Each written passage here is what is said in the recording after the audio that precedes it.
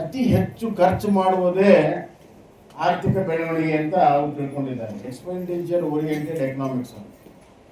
ನಮ್ಮ ಭಾರತದ್ದು ನಾವು ಇದ್ದ ಆದಾಯದಲ್ಲಿ ನಾವು ಉಳಿತಾಯ ಮಾಡುವಂತ ನಮ್ಮ ಆರ್ಥಿಕತೆ, ಸೇವಿಂಗ್ ಎಕಾನಮಿ.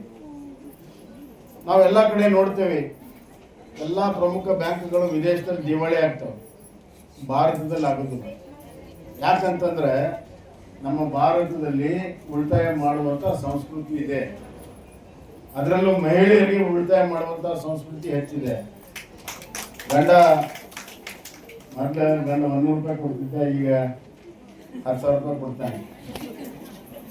ದುಡ್ಡಿನ ಬೆಲೆ ಹಂಗಾಗಿದೆ. 10,000 ರೂಪಾಯಿ ಕೊಟ್ರೆ ಕನಿಷ್ಠ ಒಂದು 2,000 ರೂಪಾಯಿ ಉಳಿಸಿರ್ತೀನಿ, ಹೌದಲ್ಲ?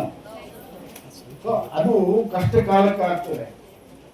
ಅಮೆರಿಕದ ಬ್ಯಾಂಕಿನ ಜೊತೆಗೆ ಪ್ರತಿಸ್ಪರ್ಧೆ ಇರುವಂತಹದ್ದು ಇವತ್ತು ನಮ್ಮ ಸಾಸಿವೆ ಜೀರಿಗೆ ಡಬ್ಬಿ.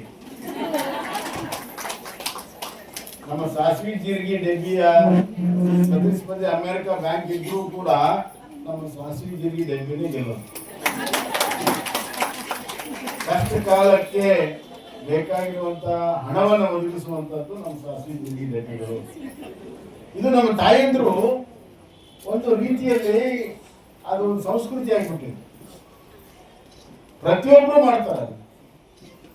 ಹೀಗೆ ನಮ್ಮ ಸಂಸ್ಕಾರದಲ್ಲಿ ಹಲವಾರು ಆರ್ಥಿಕತೆ, ಸಾಮಾಜಿಕವಾಗಿ, ಸಾಂಸ್ಕೃತಿಕವಾಗಿ, ಧಾರ್ಮಿಕವಾಗಿ ನಾವು ನಡ್ಕೊಂಡು ಬಂದಿದ್ದೇವೆ. ಯಾವುದಾದ್ರೂ ಧಾರ್ಮಿಕ ಸಭೆಯಲ್ಲಿ ಅತಿ ಹೆಚ್ಚಿರುವಂಥದ್ದು ತಾಯಂದ್ರು. ಮನೆ ಗದಗಿನಲ್ಲಿ ಒಂದು ಇದು ಆಯ್ತು, ಏನದು ಹೋಮ ಅಂತಾರೆ. ನಾನು ಅದಕ್ಕೆ ಹೋಗಿದ್ದೆ, ಬೆಳಿಗ್ಗೆ 10 ಬೆಳಿಗ್ಗೆ ಹೋಗಿದ್ದೆ ಸರ್.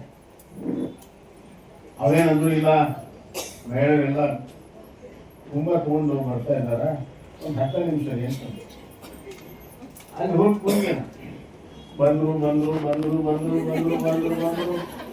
1.5 ತಾಸು ಆದ್ರೂ ಮುಗಿಯಲಿಲ್ಲ. 10-15 ಸಾವಿರಕ್ಕಿಂತ ಹೆಚ್ಚು ಮಹಿಳೆಯರು.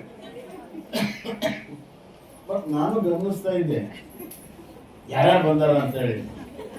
ದುಡಿಯೋ ಮಹಿಳೆಯರು ಬಂದ್ರು, ಮನೆಯಾಗಿದ್ದ ಮಹಿಳೆಯರು ಬಂದ್ರು, ಶ್ರೀಮಂತ ಮಹಿಳೆಯರು ಬಂದ್ರು, ಯಾರು ಉಳಿಲಿಲ್ಲ ಮನೆಯಾಗ.